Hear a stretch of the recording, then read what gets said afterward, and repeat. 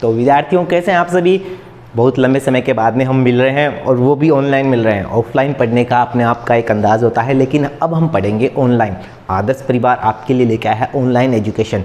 मुझे उम्मीद है कि आप घर बैठे इस ऑनलाइन एजुकेशन का भरपूर फ़ायदा लेने वाले हैं। और ये ध्यान रखिएगा, केवल आप फ़ायदा नहीं लेंगे, आपके जितने भी साथी हैं, जैसे आपके स्कूल के हैं या फिर अन्यत्र स्कूल के हैं, उन्हें ज़रूर बताइए कि आदर्श परिवार इस तरीके का एक ऑनलाइन माध्यम लेके आए जिससे बच्चे घर बैठे ज़रूर सीख सकते हैं। जितनी भी आपको ऑफलाइन एजुकेशन जैसी मिलती है उससे भी अच्छी जो व्यवस्था है वो ऑनलाइन एजुकेशन है, लेकिन हम लोग थोड़े से इस मामले में पीछे हैं। ऑनलाइन इसलिए अच्छा है क्योंकि कई बार क्या होता है कि जैसे मान लो मैं मैथ्स पढ़ाऊंगा, आपको पता है, तो मैथ्स के क्वेश्चंस कई बार हमारे दिमाग में रह जाते हैं कि सर ने उस टाइम क्या बताया था, तो वह जो चीज़ हम भूल जाते हैं ऑनलाइन में हम उसको वापस मर्जी उतनी बार देख के सीख सकते हैं। तो ये ऑनलाइन एजुकेशन की सबसे बड़ी विशेषता है। लेकिन मोबाइल नहीं होना, नेटवर्क नहीं होना, चार्ज खत्म हो जाना, ये इसकी थोड़ी प्रॉब्लम्स हैं, लेकिन आप इसको सेविंग कीजिए डाटा की और निश्चित रूप से आप घर बैठे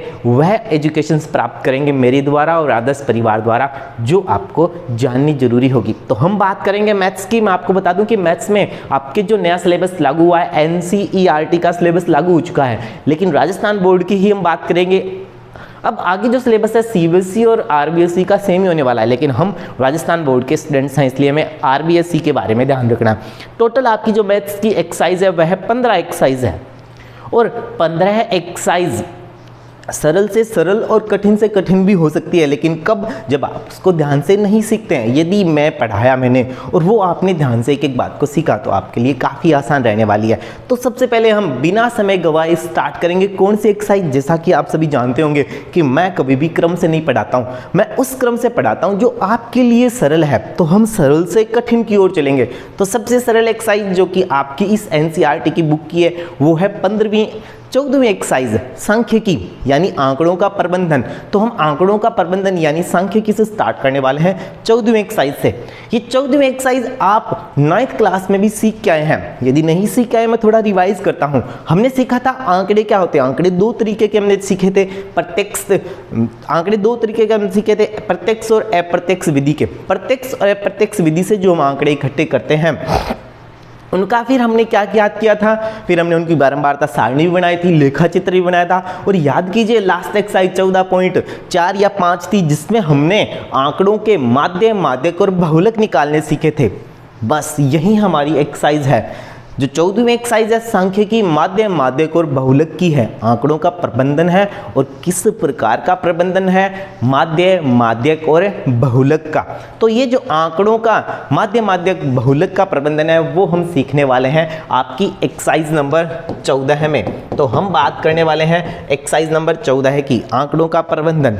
सबसे पहले 14.1 जो एक्सरसाइज है वह आपकी केवल और केवल माध्य की है। हम पहले याद करते हैं कि हमने 9th क्लास में माध्य कैसे सीखा था। हमने जो 9th क्लास में माध्य सीखा था वह सीखा था अवर्गीकृत आंकड़ों का। और 14.4 या 5 के आखिर में क्वेश्चन था वह अवर्गीकृत लेकिन बारंबारता बंटन सारणी का सवाल था, जिसमें हमें क्या बता रखा था, एक फैक्ट्री में कार्य करने वाले व्यक्तियों की संख्याएं दी हुई थी, मजदूरों की संख्या और उनका वेतन दिया हुआ था। हम उनको गुणा करके ज्ञात किए थे माध्य। अब आपको ध्यान में होना चाहिए कि हम अवर्गीकृत आंकड़ों का माध्य पहले पढ़ के आए हैं। अब सबसे पहले आपके ये ध्यान में होना चाहिए, क्योंकि हो सकता है कि आप में से ही कुछ बच्चे ये नहीं पढ़ के आए हों कि अवर्गीकृत आंकड़े क्या होते हैं। मान लीजिए कि आपको कह दे कि आपकी क्लास के 50 स्टूडेंट्स हैं और उन सब के एक मैथ्स का नंबर लिया, टेस्ट लिया 10 नंबरों का, उनके आंकड़े लिखने हैं और मॉनिटर को कह दिया जाए कि जाओ लिख के आओ। तो मॉनिटर क्या करेगा, पहले एक बच्चे के पास जाएगा, उसके नंबर लिखेगा, दूसरे के, तीसरे के, चौथे के, तो इस तरीके से वो आंकड़ों को लिखेगा। बस यही आंकड़े क्या कहलाते हैं, वर्गीकृत आंकड़े कहलाते हैं। ऐसे ही 50 बच्चों के सबके नंबर लिख देगा, यानी जिनको वर्गीकृत नहीं किया हुआ है, स्पेशल नहीं बताया गया है, सीधा का सीधा लिख दिया, जो है वैसा का वैसा लिखना, अवर्गीकृत आंकड़े कहलाते हैं। फिर हमने सीखा कि इन्हीं अवर्गीकृत आंकड़ों को ऐसा भी लिखा जा सकता है, जैसे मान लो कि किसी ने टेस्ट दिया है तो उसके 5, 6, 7, 8, 9 ऐसे नंबर आ सकते हैं, 10 भी आ सकता है। अब कई बच्चों के जीरो ज़्यादा है, जीरो की भरमार रहती है, मान लो 15 बच्चों के हैं, 3 बच्चों के हैं, 4 के, 8 के, 9 के, ऐसे। तो ये क्या कहलाएंगे? अवर्गीकृत आंकड़ों में भी बारंबारता बंटन सारणी के आंकड़े कहलाएंगे। ये दोनों ही हम 9th क्लास में सीख चुके हैं। तो आज हम क्या सीखेंगे? हम इससे आगे की कहानी सीखेंगे, लेकिन पहले आपको ये कहानी रिवाइज करवानी जरूरी है। मैं आपको ये बता दूं कि आपने इसका माध्य कैसे ज्ञात किया था। मैं एक बार आपको याद दिला देता हूं। इन आंकड़ों का माध्य, कितने आंकड़े हैं? 1, 2, 3, 4, 5, 6। इन 6 आंकड़ों का माध्य आपने कैसे ज्ञात किया था? इन सब आंकड़ों को जोड़ दिया था और उसमें जितने आंकड़े हैं उनका भाग लगा दिया था। 1, 2, 3, 4, 5, 6 आंकड़े हैं, यानी कि हमने माध्य का फॉर्मूला सीखा था आंकड़ों का योग बट्टे आंकड़ों की संख्या, या फिर प्रेक्षणों का योग बट्टे प्रेक्षणों की संख्या। इन सब को जोड़ना है और जितनी ये संख्याएं हैं उतना का भाग लगाना है। तो 2 और 3 5, 5 और 4 9, 9 और 5 14, 14 और 6 20, 20 और 7 27। यानी कि हम क्या करेंगे? 27 में 6 का भाग लगा देंगे, जो भी आएगा वह हमारा उत्तर हो जाएगा। ठीक है, तो ये पहला फॉर्मूला था। क्या फॉर्मूला था? आंकड़ों का योग बट्टे आंकड़ों की संख्या। ठीक है, ये हम सीख चुके हैं। मैंने आपको ऐसे लिख दिया है, आपको याद होगा इसलिए मैंने पूरा नहीं लिखा है। अब हम इसकी बात करते हैं, इस सवाल की। इसको हमने कैसे किया था? इसको हमने x और इसको हमने f यानी बारंबारताएं मान ली थी, आंकड़ों की पुनरावृत्ति है इसलिए। और फिर हमने क्या किया था? इनको गुणा किया था, f और x का गुणा किया। 0 को 15 से गुणा करेंगे 0, 3 को 1 से करेंगे 3, 4 को 2 से करेंगे 8, 8 को 3 से करेंगे 24, 9 को 4 से करेंगे 36। एक बार इतने ही आंकड़े मान लेते हैं हम। ये लीजिए, अब इनका हमें माध्य ज्ञात करना है। हम क्या करेंगे? हम ये करेंगे कि ये जितने भी आंकड़े आए हैं, क्योंकि 0 वाला आंकड़ा 15 बार है, इसका मतलब है तो 0 ही। 2 वाला, 1 वाला जो आंकड़ा है वो 3 बार है, तो टोटल जो आंकड़े हैं उनका योग 3 हो गया। 2 वाला आंकड़ा है वो 4 बार है, यानी आंकड़ों का योग हो गया 8। 3 वाला आंकड़ा 8 बार है, तो इनको गुणा करेंगे 24 हो गया। 4 वाला आंकड़ा 9 बार है, तो इनका गुणा करेंगे तो 36 हो जाएगा। अब हम क्या करेंगे? इन सबको जोड़ेंगे। 0 को 3 को जोड़ेंगे तो जोड़ने की जरूरत ही नहीं, 3 ही रहेगा। 3 और 8 को जोड़ देंगे, कितना हो जाएगा? 11। 11 में 24 जोड़ेंगे, 11 और 24 कितने होते हैं? 35। 35 और 36 को जोड़ लेंगे हम, यानी कि कितने बन जाएंगे? 71। अब देखिएगा स्टूडेंट्स, यहाँ हम क्या करेंगे? हमने इनका योग किया है और योग को समेसन या फिर सिग्मा से व्यक्त किया जाता है। ये जो निशान होता है, ये समेसन या सिग्मा का निशान होता है। इन सबका जोड़, ये लाइन नहीं लिखेंगे हम, ये संकेत लगा देंगे। ये लो, मैंने संकेत लगाया सिग्मा। और ये सिग्मा किसका सिग्मा है? ये मेरा सिग्मा नहीं है, ये आपका सिग्मा नहीं है, ये इस स्तंभ का सिग्मा है। और इस स्तंभ का नाम क्या है? f गुणा x यानी fx। तो इसको हम बोलेंगे सिग्मा fx। अब ये तो हो गया आंकड़ों का योग। हमारा जो फॉर्मूला था आंकड़ों का योग, तो उसमें आंकड़ों का योग की जगह किसने ले ली? सिग्मा fx ने। अब हमें क्या करना है? बट्टे में किसका भाग लगाना है? आंकड़ों की संख्या का। आंकड़ों की संख्याएं कौन सी है? ये नहीं है, ये तो आंकड़ों की वैल्यूज है। 0 नंबर, 1 नंबर, 2 नंबर, ये तो वैल्यूज है। कितनी बार आए हैं वह आंकड़ों की संख्याएं हैं, तो इनको और जोड़ेंगे हम। तो इस आंकड़े के स्तंभ का क्या नाम है? f का, तो इसको बोलेंगे सिग्मा f। और इन सबको हम जोड़ लेंगे।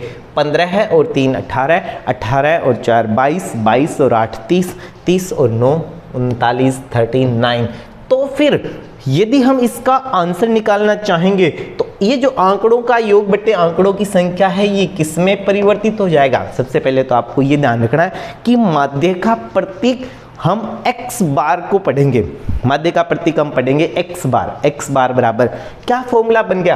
आंकड़ों का योग यानी कि सिग्मा fx बट्टे आंकड़ों की संख्या यानी कि सिग्मा f। तो सिग्मा fx बट्टे सिग्मा f ये फॉर्मूला रहने वाला है।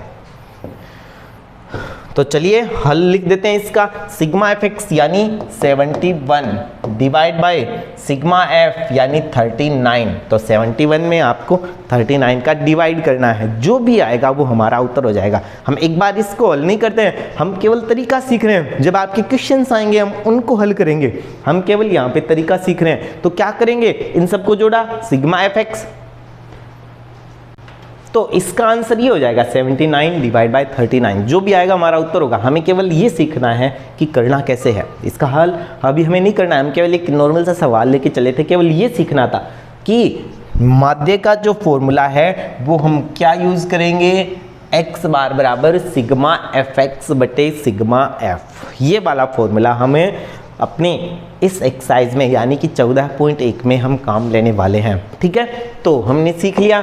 सबसे पहले आपको ये जानकारी हो जानी चाहिए कि माध्य का जो फॉर्मूला है वो क्या रहने वाला है, सिग्मा एफ एक्स बटे सिग्मा एफ। ये फॉर्मूला रहने वाला है माध्य का, सिग्मा एफ एक्स बटे सिग्मा एफ। अब हम क्या सीखेंगे, अब हम ये सीखेंगे कि ये एफ क्या होता है, एक्स क्या होता है, फिर आंकड़ों का वर्गीकरण, क्योंकि आपके जो सवाल है वो अवर्गीकृत आंकड़ों का नहीं है 14.1 में, वो वर्गीकृत आंकड़ों का है। अब वर्गीकृत आंकड़ों की जरूरत क्यों पड़ेगी, पहले तो हम ये सीखेंगे होते क्या हैं, फिर ये सीखेंगे और उसमें एक्स कैसे ज्ञात करेंगे, फिर हम वो सीखेंगे। तो चलिए पहले हम सीखते हैं आंकड़ों का वर्गीकरण।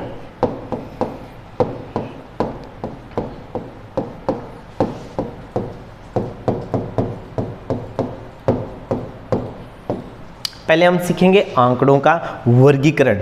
ठीक है, तो चलिए आंकड़ों का वर्गीकरण क्या होता है। आंकड़ों का वर्गीकरण जैसे मान लीजिए कि अभी हमने देखा था कि 50 नंबर का हमने टेस्ट लिया, 10 नंबर का टेस्ट लिया और हमने 0 1 2 3 4 5 ऐसे एक सारणी बनाई, फिर उनके सामने उनके अंक विद्यार्थियों के लिख दिए। लेकिन मान लो आप वही 50 नंबर का टेस्ट होता और ऐसे ही 100 विद्यार्थी होते, फिर हम यदि उनके बनाने बैठते एक सारणी, तो कितनी लंबी चौड़ी सारणी बनती, सभी के 0, किसी के 1, किसी के 2 और 100 विद्यार्थी मान लो हजारों की संख्या में हो, जैसे कि आपके बोर्ड का रिजल्ट तैयार किया जाता है, तो फिर लाखों की संख्याएं हो, तो फिर उसको कैसे करेंगे, उसको हम वर्गीकृत करेंगे। वर्गीकृत कैसे, मान लो वर्गीकृत का मतलब है जैसे आपको 50 नंबर का टेस्ट लिया है, तो मैं वर्गीकरण ये कर दूं कि 0 से 10 वाले जो है ना उनको मैं एक जगह रख दूं, जिनके नंबर 0 से 10 के बीच आए ना मैं उनको एक जगह लिख दूंगा।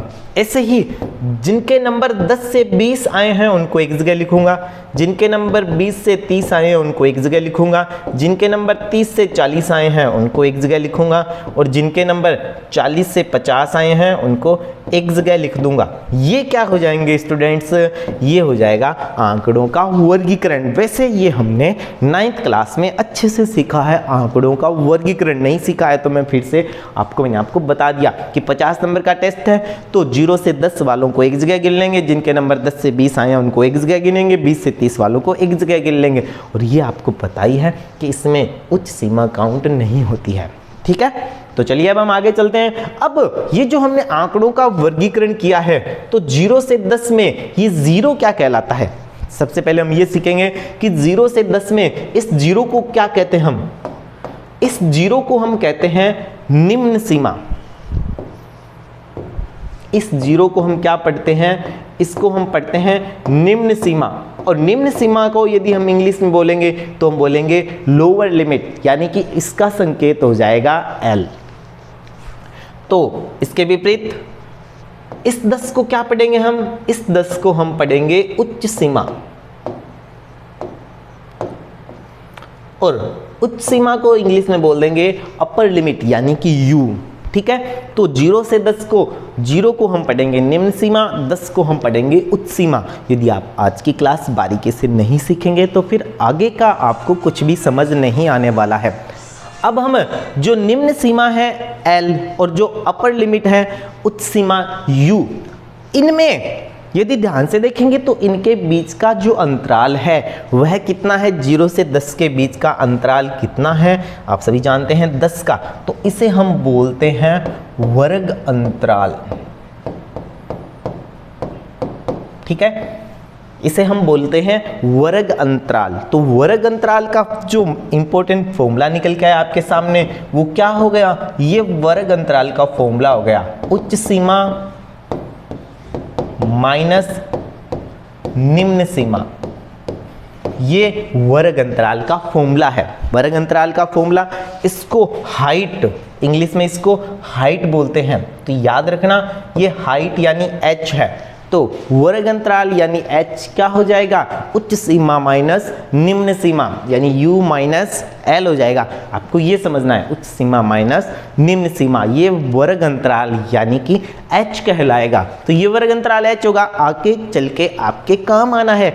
ये माध्य में भी काम आना है, माध्यक में भी काम आना है और बहुलक में भी काम आना है। क्या, h। तो इसको याद रखिएगा, ये कहलाता है वर्ग अंतराल यानी कि h। अब एक और समस्या आएगी कि हमने जो पीछे वाला सवाल देखा था, ये देखिए इसमें क्या था, x था, f था। मान लो कि इस सवाल में मैं आपको कह दूं कि 0 से 10 के बीच की जो स्टूडेंट्स हैं ना, उनकी संख्या है 25। मैं आपको ये कह दूं कि 10 से 20 के स्टूडेंट्स हैं, उनकी संख्या है 15। मैं आपको कह दूं कि 20 से 30 है नंबर लाने वाले हैं कि उनकी संख्या है 8। इनकी संख्या है 1, इनकी संख्या है 1। ठीक है, तो इस तरीके से हमने इसको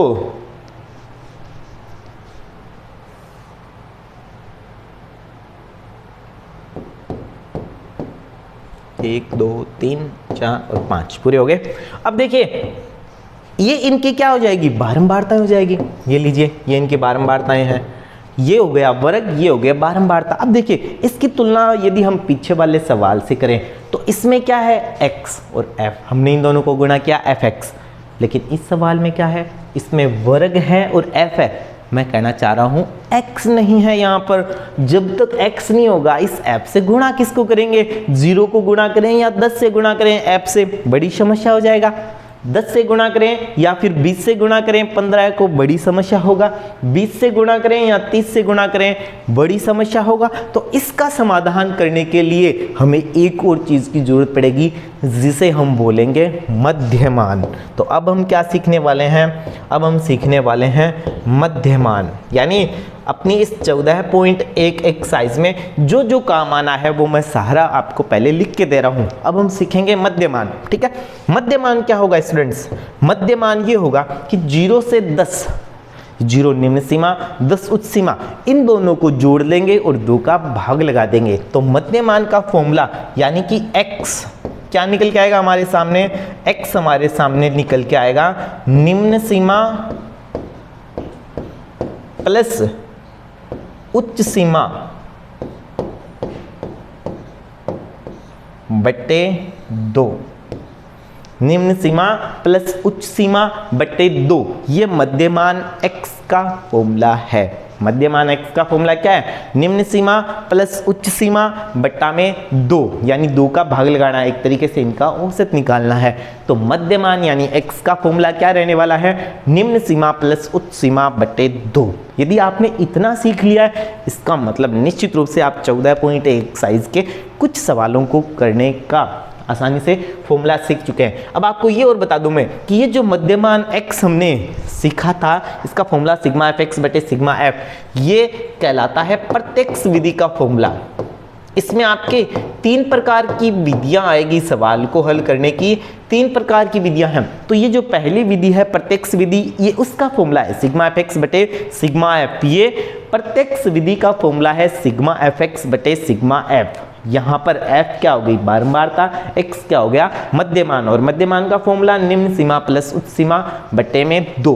ठीक है, अब हम यदि हमने ये सारा जानकारी ले ली तो अब हम सीखने वाले हैं कि इस पर सवाल कैसे होते हैं।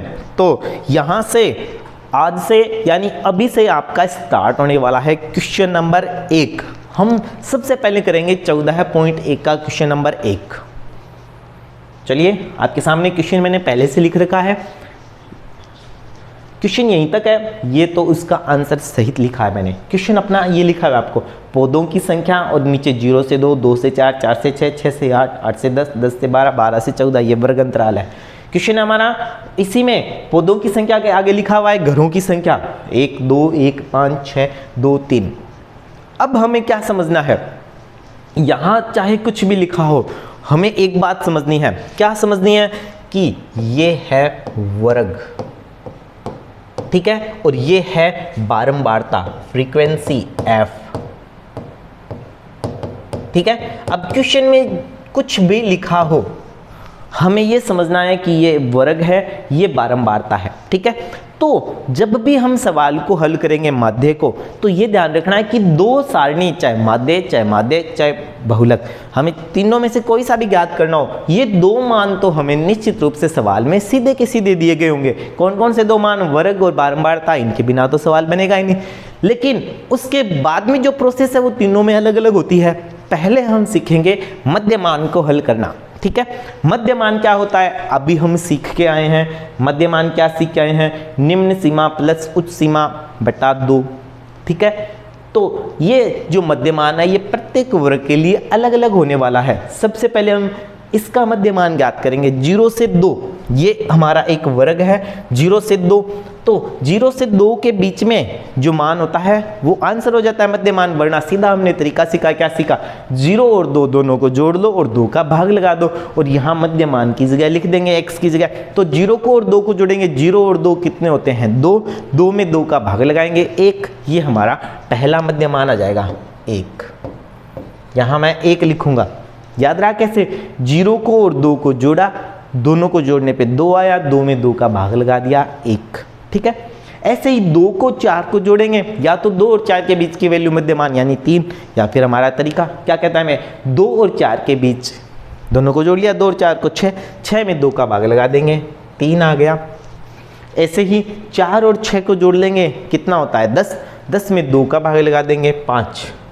अब देखिएगा स्टूडेंट्स, यहाँ पे आप यदि ध्यान से देखो, प्रत्येक वर्ग की जो उच्च सीमा है अगले वर्ग की निम्न सीमा बन रही है। प्रत्येक वर्ग की उच्च सीमा अगले वर्ग की निम्न सीमा बन रही है। प्रत्येक वर्ग की उच्च सीमा अगले वर्ग की निम्न सीमा बन रही है। इसको हम बोलते हैं सतत वर्ग अंतराल। मैं ऊपर ऊपर लिख रहा हूँ, आपको लिखना नहीं है, मैं केवल याद दिलाने के लिए कि इस कंडीशन को हम क्या बोलते हैं? सतत वर्ग अंतराल की कंडीशन बोलते हैं। सतत का मतलब होता है लगातार, यानी हर बार पीछे वर्ग की उच्च सीमा अगले वर्ग की निम्न सीमा बन जाए। ये देखिए, ये निम्न सीमा बन रही है, इस कंडीशन को हम क्या बोलेंगे? सतत वर्ग अंतराल। और जहां पर ऐसा नहीं होता वहां पर असतत वर्ग अंतराल बन जाता है। कभी भी माध्य में नहीं देखा जाता कि वर्ग अंतराल सतत है या असतत है, सवाल को हल कर दिया जाता है। लेकिन जब हम हल करेंगे माध्यक, उस समय जरूरी होगा, वो हम आगे सीखेंगे। अब देखिए, ये सतत वर्ग अंतराल है। आपको समझ आ गया कि यदि उच्च सीमा निम्न सीमा बन जाए अगले वर्ग की, तो वो सतत वर्ग अंतराल कहलाता है। तो जब सतत वर्ग अंतराल होता है, जैसे कि यहाँ पर सतत वर्ग अंतराल है, यहाँ पे सतत वर्ग अंतराल है, तो ऐसी कंडीशन में हमने पहले 2 में जितना गैप देखा है वैसा ही अगले में रहने वाला है। सतत वर्ग अंतराल के साथ साथ सतत के साथ साथ मैंने वर्ग अंतराल भी नाम बोला है। यहाँ पे 2 का गैप, यहाँ भी 2 का गैप, यहाँ भी 2 का गैप, ये भी जरूरी है। एक सवाल ऐसा भी आएगा जिसमें ये निम्न सीमा तो उच्च सीमा बनेगी, लेकिन इनका अंतराल समान नहीं होगा, वो हम सतत वर्ग अंतराल नहीं बोलेंगे। याद रखना, यहाँ पे सतत वर्ग अंतराल है, इनके बीच का अंतर सभी का 2-2 का है, और प्रत्येक वर्ग की पीछे वाली वर्ग सीमा उच्च सीमा आगे वाले वर्ग की निम्न सीमा बन रही है, तो ये सतत वर्ग अंतराल है। तो जितने का अंतराल होता है वो जोड़ते चलना है। तो 1 में 3 जोड़ा, 1 में 2 जोड़ा 3, 3 में 2 जोड़ दिया 5, 5 में 2 जोड़ देंगे 7, 7 में और 2 जोड़ देंगे हम 9 हो जाएगा, 9 में 2 और जोड़ देंगे हम 11 हो जाएगा, और 11 में 2 और जोड़ देंगे हम 13 हो जाएगा। ठीक है, अब हम क्या करने वाले हैं? अब हम करने वाले हैं f और x का गुणा। चलिए इनका गुणा कर देते हैं हम। 1 को 1 से गुणा करेंगे और यहाँ लिखेंगे 1 × 1 कितना होता है? 1 होता है, आप जानते ही हैं। 2 और 3 का गुणा करेंगे और यहाँ लिखेंगे कितना होता है? 6। 1 और 5 को गुणा करेंगे कितना होता है? 5। 5 का और 7 का गुणा करेंगे और जितना होगा यहाँ लिखेंगे कितना होता है? 35। 6 को और 9 को गुणा करेंगे कितना होता है? 54। 2 को और 11 को गुणा करेंगे कितना होता है? 22। 3 को और 13 को गुणा करेंगे हम कितना होता है? 39। ये लो, ठीक है, ये मैंने इसको लिख दिया।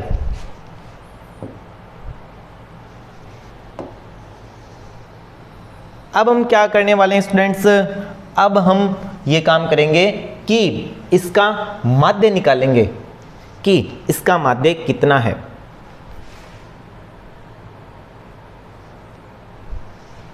ठीक है, अब हम इसका माध्य निकालने वाले हैं कि इसका माध्य कितना होगा। अभी हम पीछे सीख के आएंगे, सीख के आए थे ना माध्य का क्या फॉर्मूला सीखा था हमने माध्य का फॉर्मूला सीखा था, क्योंकि ये प्रत्यक्ष विधि का सवाल है।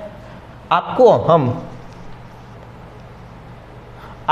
आगे चल के मैं ये भी बताने वाला हूं कि प्रत्यक्ष विधि कहाँ लागू होती है और अन्य विधियां कहाँ लागू होती है, लेकिन अभी हम एकदम बेसिक से सीख रहे हैं। अभी केवल आपको इतना ही सीखना है कि प्रत्यक्ष विधि में कैसे हल किया जाता है सवालों को। तो आज प्रत्यक्ष विधि की बारी है, हम केवल और केवल प्रत्यक्ष विधि सीखने वाले हैं।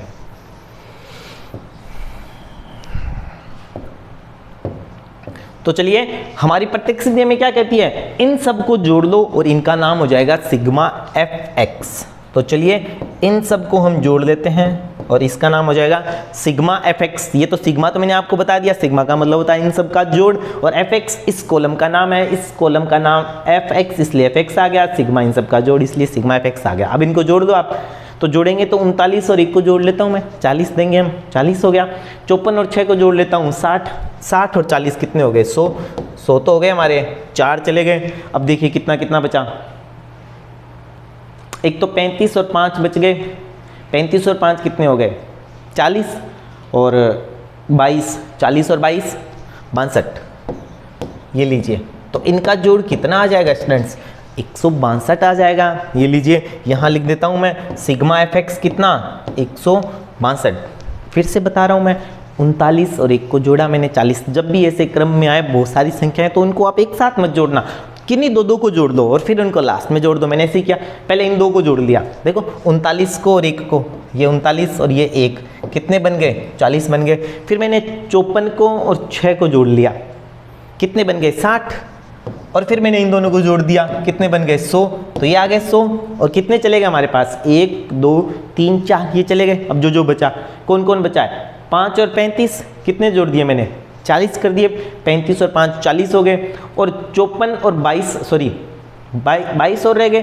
तो 35 और 5 40, 40 और 22 कितने हो गए, 62। 100 में 62 जोड़ दिया, 162। हमेशा ही जब भी आप इनको जोड़ो, क्योंकि ये बहुत सारी संख्याएं होगी, 7-8 होंगी, तो उनको एक साथ नहीं जोड़ना, 2 को जोड़ना है, और फिर लास्ट में उन सबको जोड़ देंगे, कितना आ गया, 162। अब ऐसे ही सिग्मा एफ एक्स बटे सिग्मा एफ, तो अब हमें एफ वाली कॉलम को जोड़ना है, यानी इस लाइन को जोड़ेंगे हम। 1 और 2 को जोड़ेंगे 3, 3 और 1 को जोड़ेंगे 4, 4 और 5 को जोड़ेंगे 9, 9 और 6 को जोड़ेंगे 15, 15 और 5 को जोड़ेंगे 20। ये लीजिए, इनका जोड़ कितना आ रहा है, 20 का आ रहा है। हो गया ना। एक बार देखिए, मैं फिर से रिपीट करता हूं, अब तक हमने क्या किया।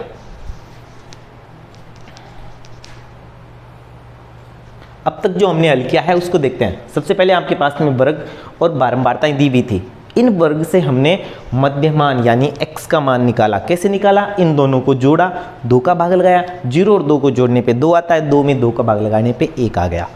2 को 4 को जोड़ने पे 6 आता है, 6 में 2 का भाग लगा दिया, 3 आ गया। 4 और 6 को जोड़ने पे 10 आता है, 10 में 2 का भाग लगा दिया, 5। 8 और 6 को जोड़ा हमने 14, 2 का भाग लगा दिया, 7। हमने ये देखा कि ये तो एक सतत वर्ग अंतराल है, यानी प्रत्येक वर्ग की उस सीमा अगले वर्ग की निम्न सीमा बन रही है, तो इनके बीच का जो अंतर है 2 2 2 2, सभी में 2 2 है, ये भी समान है। ऐसी कंडीशन में पहले 2 के बीच का जो गैप है वो सभी के बीच का गैप रहने वाला है। पहले 2 का गैप था 2 का, 1 और 3 के बाद में 2, तो इनमें सब में 2 2 जोड़ दो, एक ही बात है, इनको जोड़ने की 2 की भाग लगाने की जरूरत नहीं पड़ेगी।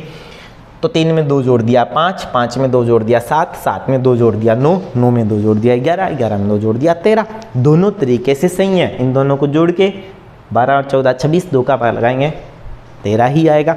फिर हमने क्या किया, f और x का गुणा किया, 1 और 1 का गुणा किया 1, 3 और 6 सॉरी 1 और 1 का गुणा किया 1, 2 और 3 का गुणा किया 6, 1 और 5 का गुणा किया 5, 5 और 7 का गुणा किया 35, 6 और 9 का गुणा किया 54, 2 और 11 का 22, 3 और 13 का 39। फिर इन सबको जोड़ा, 2 2 को जोड़ लिया, 39 और 1 40, 54 और 6 60, यानी 40 और 60 हो गए 100। 4 संख्याएं जोड़ ली, फिर 4 और बच गई, 5 और 35 जोड़ ली हमने, 3 और बच गई 40, 40 में 22 और जोड़ दिया 62, टोटल योग हो गया 162। अब हमें क्या करना है, इसका फाइनल आंसर निकालना है। मैं आगे लिख देता हूँ फाइनल आंसर, ये इसका लास्ट आंसर लिखा जाएगा। जिस विधि से हम ज्ञात कर रहे होंगे सवालों को, उसी विधि से नाम लिखना है उसका। प्रत्यक्ष विधि से क्या ज्ञात कर रहे हैं हम? सिग्मा एफ एक्स बटे सिग्मा एफ, यानी कि माध्य ज्ञात कर रहे हैं। तो माध्य का फॉर्मूला एक्स बार बराबर सिग्मा एफ एक्स बटे सिग्मा एफ।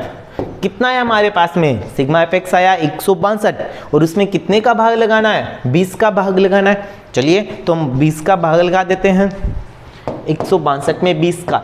यहाँ एक बात आप विशेष कान खोल के सुन लेना, इस पूरी एक्सरसाइज में 14वीं एक्सरसाइज में जब भी हम भाग लगाएंगे दशमलव के 3 अंकों तक लगाएंगे। पहले चला जाएगा तब तो कोई दिक्कत नहीं है, लेकिन नहीं जा रहा है तो 3 अंकों तक हर हालत में लगाना। इस बात को नोट कर लेना। 20 का पाड़ा तो आता होगा, 2 का पाड़ा पीछे 0, तो 162 में 20 का भाग लगा रहे हैं तो 162 तो गिना नहीं, 162 एक साथ गिना जाएगा। 1 में 20 छोटा है, 16 में 20 छोटा है, तो 162 कंप्लीट गिनेंगे।